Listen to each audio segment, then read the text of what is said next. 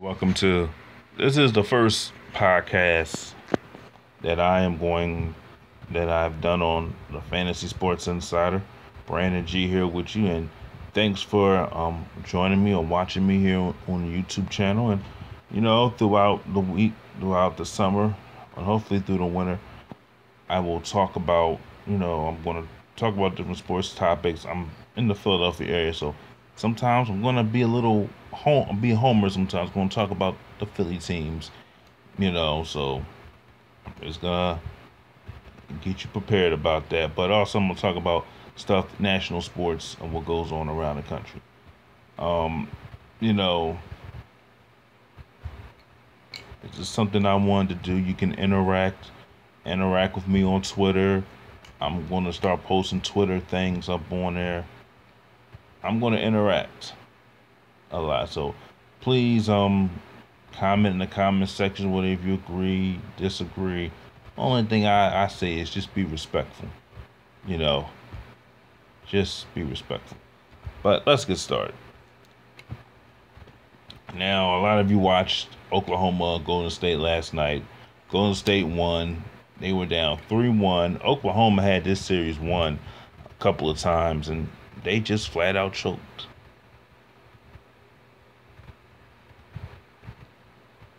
They flat out choked. So at the end of the day, Golden State's going to the finals to go up against the Cleveland Cavaliers. I think it's Thursday. But I want to talk about, Thunder. Kevin Durant, Russell Westbrook. Now, I know Kevin Durant, he gets a lot. Russell Westbrook, a lot of people don't like the Thunder because they come off arrogant. But you can't be arrogant unless you've won something. They haven't won anything. And am I saying that they're bad players? No, they're not bad players. They just haven't won anything. And you cannot come off being arrogant when you haven't done anything. Laughing, calling people names, saying that other players won't be in the league next year. You come off as you're the best player in the world and you haven't won anything. And at the end of the day, if you win something, okay, you can brag. There's nothing they can say. You can brag about it. But Russell Westbrook had a terrible game. He had a terrible game. 19.7 rebounds. Kevin Durant had 27 points, 10 of 19 from the field. That's not going to get it done, and the other supporting players didn't really do much. Ibaka, Kander, they didn't do much. And at the end of the day, if you're a superstar, you have to step up. You have to put that team away when you had the opportunity to put that team away. You don't go up 3-1 and lose 3 straight. Because at the end of the day, you could have went up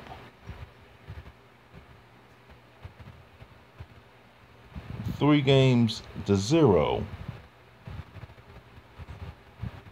You could have went up 3-0. And Golden State could have won 4 straight. I believe they could have done. I believe if Oklahoma City won 3 straight, Golden State said, you know what, we ain't got nothing to lose at this point. They could have easily won 4 straight. And I think they would have. Because Russell Westbrook, he's that me guy. He wants the ball. He calls the shots. And I'm not saying Russell Westbrook can't play. I'm not saying that at all. But he's worried about his stats than anybody else. Now, he didn't talk. I don't know if he talked last night or anything. He's probably upset after the game. But you got to put a team away. You got to put the team away. I'm not going to talk about his outfits and his wardrobe. I'll talk about that another time because I don't get that. I just don't get his wardrobe. But that's another story for another time. But the Thunder, they blow a 3-1 lead. What does this mean for Kevin Durant? Should Kevin Durant stay? Should he go? I personally think if you can get another player, to complement Westbrook and Durant, then he should stay. But you know, at the end of the day, in my opinion, Kevin Durant and Russell Westbrook, I don't think they can win together. Because it's not about, you can have a lot of superstars on the team, but if you don't play together and if you're selfish and only care about yourself, it's not going to work. So Russell Westbrook has he's got to change. That's what I'm saying. I'm not saying that he's a bad player, he's a good player, but don't be so arrogant. Because now they're laughing at you and you're the joke. Joke's on you. Later on, I will have my WWE rant. I'll talk about fantasy lineups, about that. And coming up next, what will I talk about? I'm going to talk about the Phillies coming up next.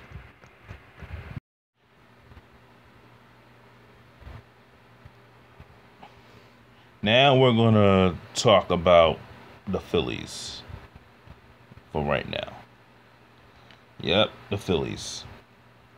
Local. So if you're into local team, into the Phillies, you can, not into them, you can fast forward this to the next topic. The Phillies have lost 4 straight. I think they lost 4-3 last night to the Nationals. And they had an opportunity to get something going in the bottom of the ninth. Lost just strike out. I think they struck out twice. And they lost. They had an opportunity. Couple runners on, scored a run, nobody out. And then bam, strike out. I don't know how they got the last out. But they lost. This team is not an offensive team. They're not.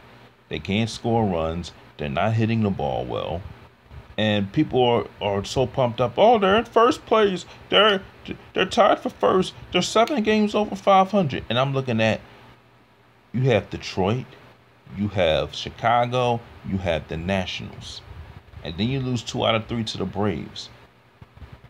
Okay, yeah, this team was 7 games over 500 at one point, but now they're heading down. They're heading back to reality. Reality's starting to set in. And people don't want to hear it, but this team is not any good right now. Yeah, do they have the pitching? Yes, they have the pitching. But if the Phillies give up 3 runs with their starters, the game is over. The game is over. Because the Phillies aren't going to score no more than 2 runs a game. Okay, yeah, they've gotten lucky. They've shut out teams 1-0. Okay, that's fine. You win any way you can win it. But when you, like I said, but in the summertime, when you playing those top teams, the Pirates, the Cubs, the Dodgers, the Giants, you're going to have to score runs. And I don't think they're going to score. Now, will they win more games than they did last year? Yes. They're not going to lose 25 straight games. No, they're not going to do that. But they have to score runs to win. They have to score. Because now, this team was 7 games above 500. Now, you're seeing them drop back down to reality right now. And before you know it, you go on a 6-7 game losing streaks. You can go down 10 games below 500 and end up in 3rd place, end up in 4th place. Because you have to score runs in this league. You have to score. And Ryan Howard, he's done. And I respect Ryan Howard. Ryan Howard, back in the day, he was good. He could hit home runs. He was an MVP. I think he had 47 one year, 46 to another, 58 home runs, and 47 in 2007. Won a championship with the Phillies, got them to a World Series the following year. It's done. It is done. Unless some miracle happens. Just call it quits at the end of the season. But I know people are going to say, well, you still got people hitting well at 38, 39 years old. So, no, he's done. He's not an Alex Rodriguez. He's not a Marlon Bird. Marlon Bird can still hit. He's done. He strikes out a lot. He strikes out. I mean, when he comes up the bat, these opposing pitchers sees it's an automatic out. He just doesn't have it anymore. And he will do good in an American League ball club, be a DH, doesn't have to play a whole lot, just be a DH. But you're holding on to Howard and you're not winning. Have lost 4 straight. So now reality is going to set in. And you got the Mets and Nationals. They're the 2 teams that are going to fight. And the Phillies, they'll be in it. They'll be in it in the summertime. And people will have a little buzz, get pumped up about it. They'll be in it. But then come late August, September, you know who the contenders are and the pretenders will be. And then people are going to say, oh, you just hate the Phillies.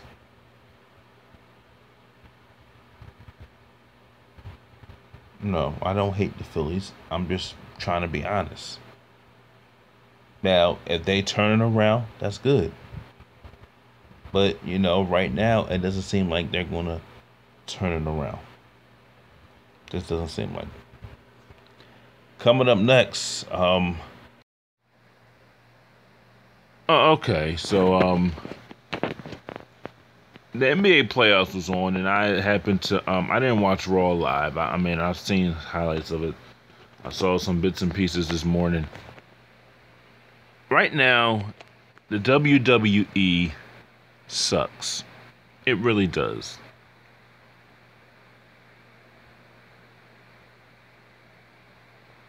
Okay.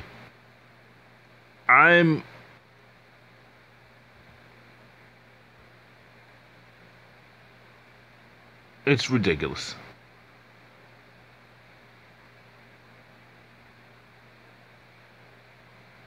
And to me, the show is terrible. First, you have a 3-hour wrestling show that is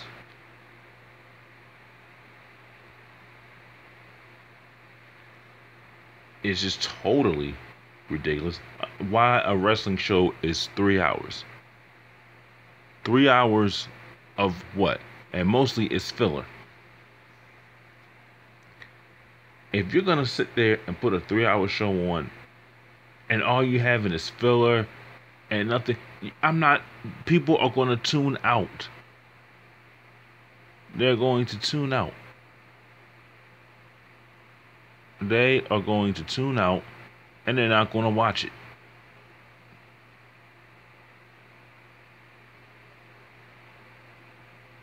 They're not going to watch the show because it's 3 hours long. I'm not going to sit back for 3 hours and watch the show.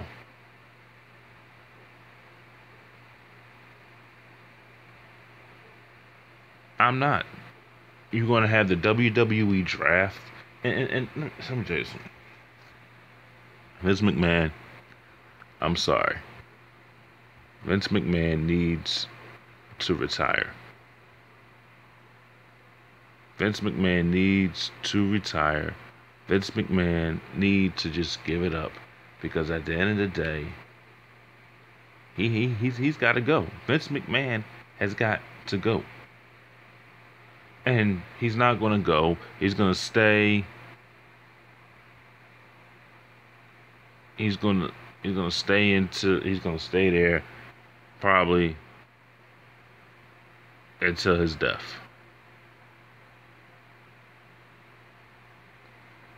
Okay, that's how it is. Because the product is bad right now. And the writing is bad right now. It just doesn't make any sense. I don't get it. And I'm gonna go into that when I do my Raw review. I review the show. I don't wanna get that out right now. But it's just terrible. First of all, how are you're gonna have a WWE draft? You're gonna make SmackDown live. Okay, nothing ever happens on SmackDown since I think 2007, 2008. Nothing, no, 2010. Nothing really happens on SmackDown. So all of a sudden you're gonna bring it live, and nothing else happens. Well, you need unique matchups, good matchups. Okay, I remember from 1999 to 2002, SmackDown wasn't live, but significant things happened on SmackDown. Vince McMahon won the WWF title on SmackDown. The Rock was on SmackDown. Triple H, Austin coming out of an ambulance. You had Buried Alive matches on SmackDown. You had World Championship matches on SmackDown. You don't have none of that anymore. And it wasn't live. Well, people give out the spoilers. Okay, they had the internet. Yeah, spoilers were given out when SmackDown was on. They were given out. WWF.E.com gave out the spoilers. So you're telling me you have to do it live because of spoilers?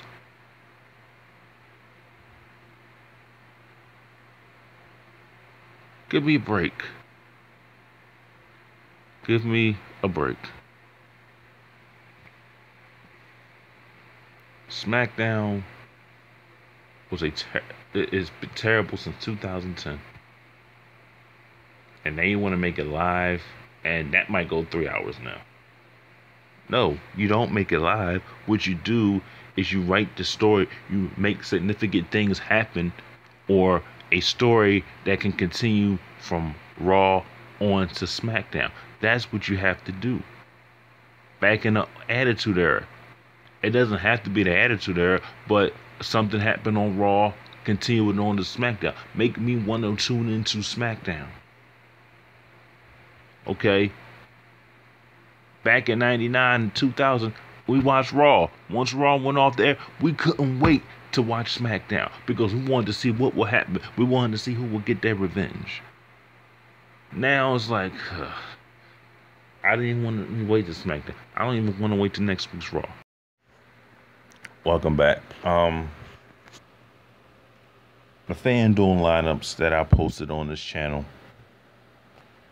And the reason why I haven't posted a lot of lineups in a minute on the channel is because the viewership is low. And if the viewership is low, I am not going to waste my time just posting stuff and putting my time and effort into doing lineups and just putting it on the channel and nobody's going to watch.